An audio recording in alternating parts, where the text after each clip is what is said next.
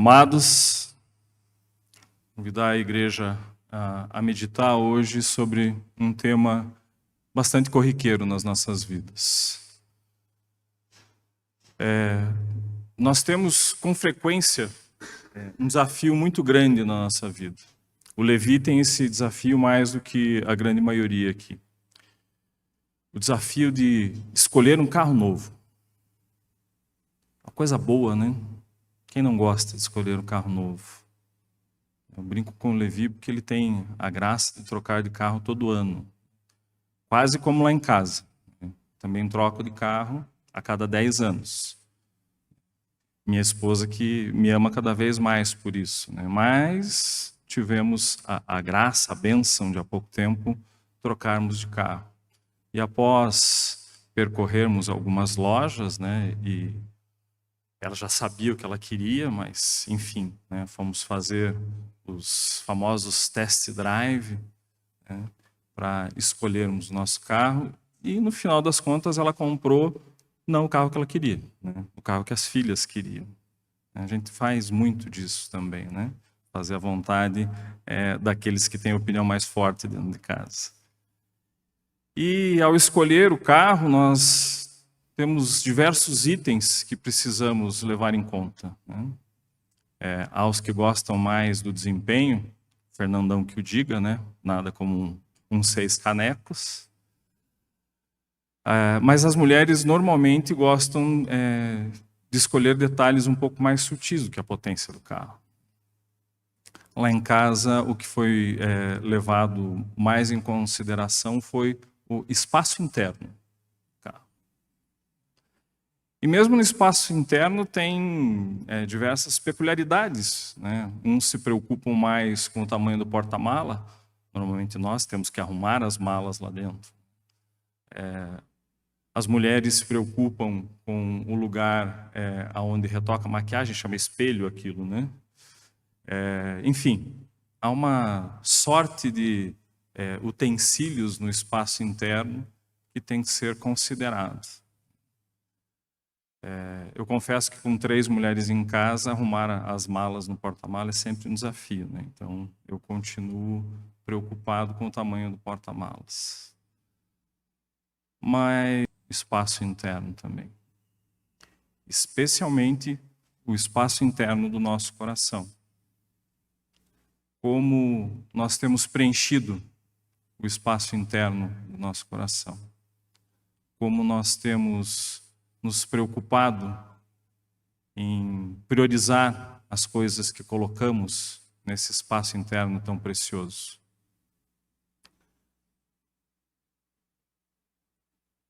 É sempre um desafio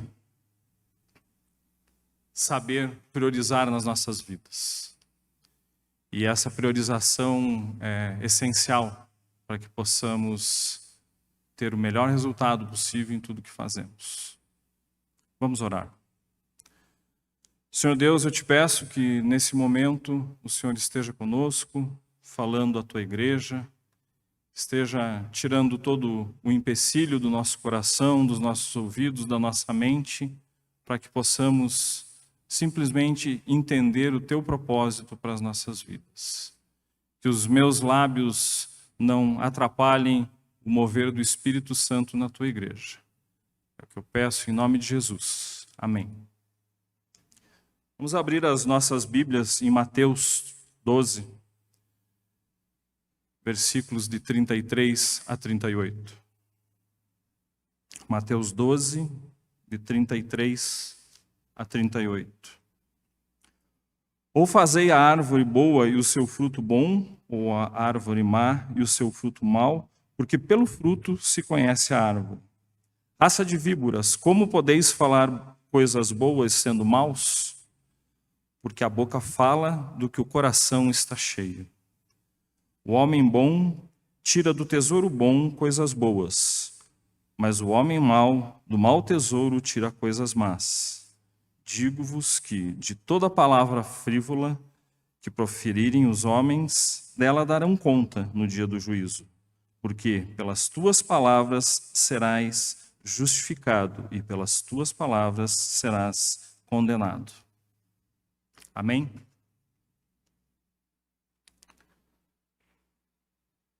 nós precisamos examinar o nosso coração frequentemente.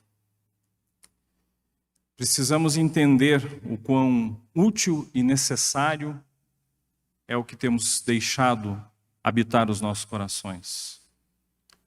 É um exame que precisa ser feito com frequência.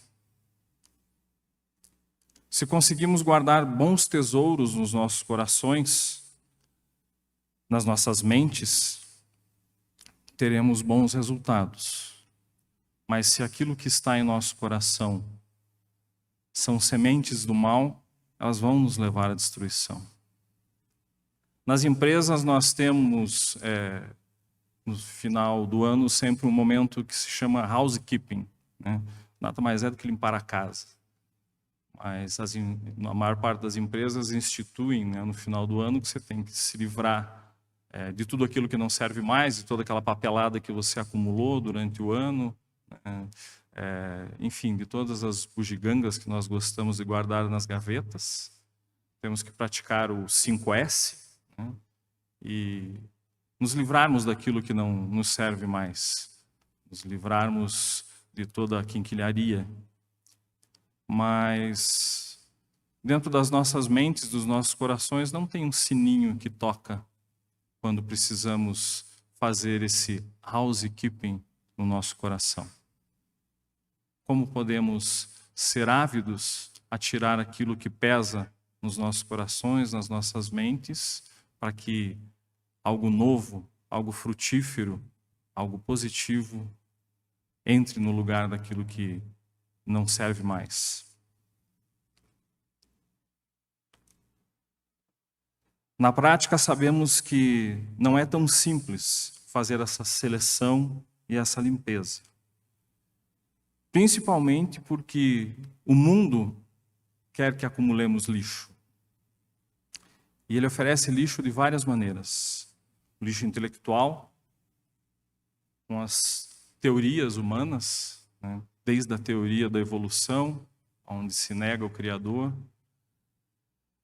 conceitos revolucionários, modernos, que são baseados em estudos do carbono, tantas outras teorias que o homem monta, estuda, defende, embasa, mas que negam o Senhor. Que poderiam ter muito mais utilidade nos nossos corações se, em primeiro lugar, estivesse a palavra de Deus. Não há como negar a evolução, não há como negar a tecnologia e todos os benefícios que nós temos usufruído por conta da evolução dos tempos. Mas nada substitui o amor e a palavra de Deus. Hoje nós vivemos um tempo do politicamente correto. Por vezes, nas nossas conversas entre os presbíteros aqui, nós temos uma certa dificuldade, né, Fernando, com o politicamente correto. É um tempo em que as verdades bíblicas precisam ser disfarçadas e as heresias do mundo são publicadas nos outdoors, na internet, em todas as páginas que nós entramos, sem clicar em nenhum outro link. Os pop-ups da vida nos trazem o lixo embalado para que seja consumido. O lixo visual que vem pela internet. Você entra no site de escolha de um carro novo, né, e pula pop-up de a roupa nova, né, o sofá que você pesquisou na semana passada. Se você tiver a conta do Google familiar, vem a bijuteria que a tua filha procurou no Shopee. Eu brinco com ela que eu tenho uma contrabandista em casa, né? Tem de coisa da China, esse bendito Shopee é uma benção. Mas aí aparece para mim a propaganda, que tenho eu a ver com aquilo, né? Mas o Google acho que tem. Nós vivemos hoje sob o cálculo dos algoritmos do comércio. Tudo se oferece baseado naquilo que você talvez queira. Por que não oferecem Bíblias nos pop-ups? Será que nós não estamos sendo tão cristãos assim nas nossas buscas no Google? E confesso, para mim nunca veio um pop-up de Bíblia. O lixo comportamental, que é o resultado daquilo que acumulamos, tanto intelectual quanto visualmente. Nós acabamos sendo o reflexo no nosso comportamento daquilo que consumimos, de todo essa oferta fácil, né? De tudo aquilo que é corriqueiro nas rodas de conversa, seja no trabalho, na faculdade, na escola. Isso tudo vai populando a nossa mente, vai populando o nosso coração, e é do que falamos. E o testemunho? E o falar da palavra de Deus? A célula de estudo bíblico. Nós vivemos dias, e tenho conversado muito com o pastor com relação a isso, onde os ministérios da igreja, entre eles a igreja em células, não conseguem mais se estruturar. O problema está no modelo? Ou o problema está no nosso coração, que não tem espaço para que um dia por semana possamos reunir os nossos amigos, os nossos vizinhos para estudar a palavra de Deus? O que tem populado o meu tempo? E como não acumular lixo? Nos últimos meses, eu tenho passado por um housekeeping um pouco mais demorado. Como muitos sabem, aqui eu perdi o meu pai no último ano. E desde sempre eu soube que ele era um acumulador. Desde criança eu via a coleção de chaveiros, a coleção de selos, a coleção de caixa de fósforos, de chaveiros, de lápis, enfim. Ele colecionou, e está lá guardado ainda, porque eu não tive coragem de jogar fora, os meus times de futebol de botão de quando eu era moleque. Uma caixa enorme com isso. E tem sido dias por horas difíceis, por horas divertidos, nesse housekeeping das coisas do meu pai. Coube a mim, porque a solução da minha mãe foi bem mais simples. Ela virou para mim e disse: jogue tudo no lixo.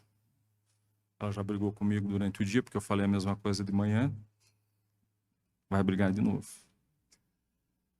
Mas disse: não dá para simplesmente jogar tudo fora. Era importante para ele guardar essas coisas. Mas toda aquela percepção que eu tinha de um pai acumulador, ela se exponenciou nesses últimos meses, porque ele guardava muito mais coisa do que eu podia imaginar. E ele tinha um apreço por guardar papéis impressos, manuscritos, desenhados, né, da neta, que hoje tem quase 15 anos, de quando ela começou a desenhar, coisas guardadas, da neta mais nova, coisas guardadas, do filho mais velho, coisas guardadas, né? Então, pude relembrar os meus tempos de escola, né? Como eu desenhava mal, né? Não melhorei muito, mas hoje tenho um computador, pelo menos para ajudar. De certidão de nascimento da minha avó, de 1912, alguns dólares que eu julguei por algum momento que já não teriam mais valor, tinha de tudo naquelas coisas. E nesses momentos ali, fazendo essa limpeza, me veio à mente os últimos dias dele. Eu tive a oportunidade de acompanhá-lo no hospital, um tempo de UTI. E pensei muito, né, do que serviu guardar todas essas coisas. Para quê tudo isso? Qual era a importância, a relevância de se guardar tanta quinquilharia? Fez com que os médicos o tratassem melhor no hospital? Fez com que algum amigo o visitasse? Fez alguma diferença quando ele mais precisou guardar todas essas coisas materiais? Não, com certeza não. Mas se os amigos estiveram ali, foi por amor. Se a família fez de tudo para ampará-lo e para tratá-lo, foi por amor. Mas, ao mesmo tempo que eu ficava um pouco triste com tanta coisa guardada, eu pude me alegrar também. Porque não foram poucos os versículos bíblicos que eu achei. Não foram poucas as bíblias que eu achei. Ele fazia coleção no cenáculo, desde 1900 e alguma coisa. Então eu tenho certeza que ele guardou o melhor no coração. Ele guardou a palavra. Viveu uma vida de fé, uma vida de serviço, uma vida de submissão ao Senhor. Isso eu tenho certeza que valeu a pena e que fez a diferença nos seus últimos dias. Mas as limpezas não são fáceis. Nós precisamos de coragem para fazer a limpeza daquilo que carregamos no nosso coração. De todas as mágoas, de todas as desculpas, os não pedidas, dos perdões não concedidos, de todo o sentimento que não levou à edificação, pelo contrário, nos afastou das pessoas que nos eram queridas, que amávamos, e consequentemente nos afastou de Deus. Não há como estar com o coração e a mente cheias de lixo e ao mesmo tempo estar em comunhão com Deus. Trevas e luz não coabitam.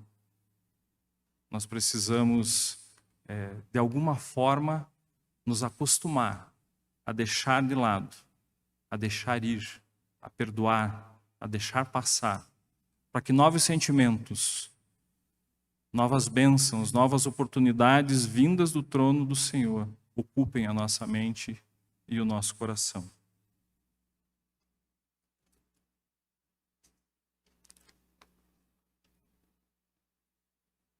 Lamentações 3, de 21 a 23, diz o seguinte: quero trazer à memória o que me pode dar esperança. As misericórdias do Senhor são a causa de não sermos consumidos, porque as suas misericórdias não têm fim, renovam-se cada manhã. Grande é a sua fidelidade. Se nós nos permitirmos abrir espaço para as misericórdias do Senhor, para o renovo do Senhor, nós temos uma nova oportunidade a cada manhã.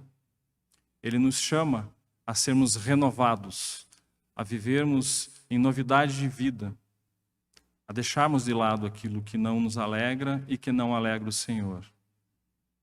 Esse é o desafio para a igreja, é o desafio para cada um de vocês, que infelizmente não temos como instalar na nossa mente, né, aquele sininho de memória insuficiente, né, que não há mais espaço no disco rígido para acumular informações. Mas da mesma forma que um computador perde a sua performance quando o HD está muito cheio, e começa a dar erro, e começa a bugar. Os mais antigos vão lembrar tela azul, né? Que desespero que era aquilo. Vou conseguir recuperar mais nada do que tinha ali dentro. Hoje em dia não chega mais a esses extremos, mas nós podemos perder muita coisa se deixarmos o lixo se acumular nos nossos corações.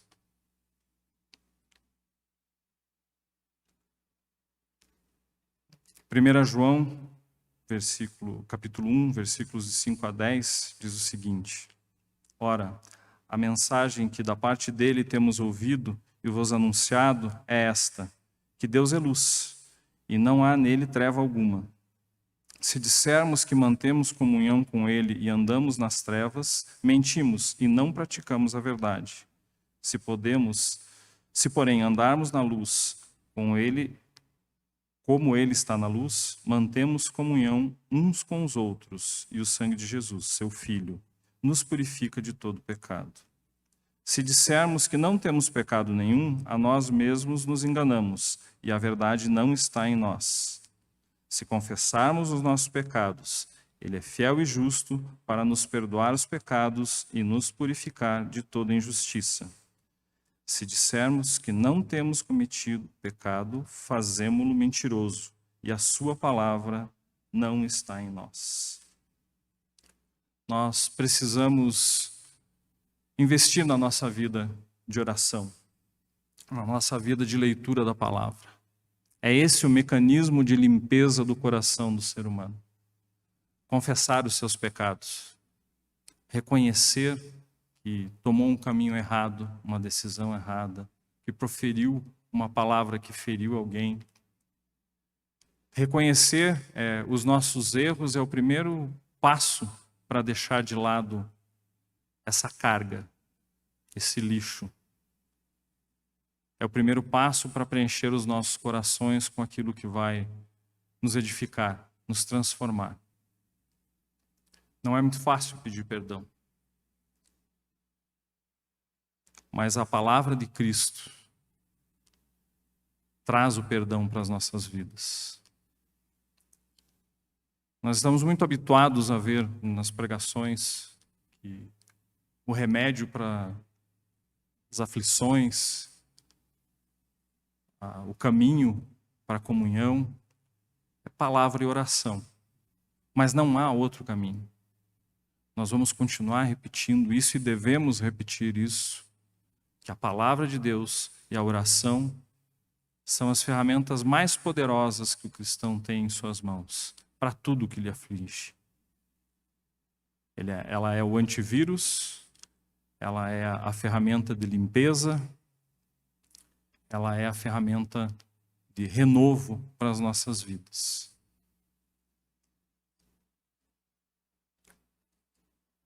Para concluirmos, deixar mais um trecho da palavra para que os irmãos meditem ao longo dessa semana e coloquem diante de Deus aquilo que está pesando nos corações.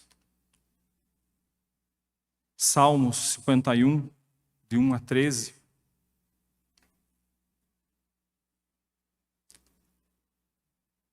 Compadece-te de mim, ó Deus, segundo a tua benignidade, e segundo a multidão das tuas misericórdias, apaga as minhas transgressões. Lava-me completamente da minha iniquidade, purifica-me do meu pecado. Pois eu conheço as minhas transgressões, e o meu pecado está sempre diante de mim. Pequei contra ti somente, e fiz o que era mal perante os teus olhos, de maneira que serás tido por justo no teu falar e puro no teu julgar. Nasci na iniquidade e em pecado me concebeu minha mãe. Eis que te comprases na verdade, no íntimo e no recôndito me fazes conhecer a sabedoria. Purifica com ensopo e ficarei limpo. Lava-me e ficarei mais alvo que a neve. Faz-me ouvir o júbilo e a alegria, para que exalte os ossos que esmagaste. Esconde o teu rosto dos meus pecados e apaga todas as minhas transgressões. Cria em mim, ó Deus, um coração puro e renova dentro de mim um espírito inabalável. Não me repulses da tua presença, nem me retires o teu Santo Espírito. Restitui-me a alegria da tua salvação e sustenta-me com um espírito voluntário. Então ensinarei os transgressores os teus caminhos, e os pecadores se converterão a ti. Assim como Davi, depois de ter cometido um dos pecados mais terríveis de toda a sua caminhada, onde ele adulterou, onde ele ordenou a morte de um de seus soldados, ele se arrependeu, se colocou diante de Deus contrito, buscando que Deus o transformasse, que Deus o livrasse desses pecados tão terríveis. E dentro desse contexto ele escreveu esse salmo. Ele nos deixa uma demonstração de que nenhum pecado é grande demais para ser perdoado. Que possamos buscar essa redenção como Davi fez, diante de Deus, reconhecendo os nossos erros, tirando todo o lixo que tem nos atrapalhado na nossa caminhada e pedindo para que o Espírito Santo de Deus nos guie por novos caminhos, caminhos santos, os caminhos do Senhor. Amém? Deus abençoe a todos.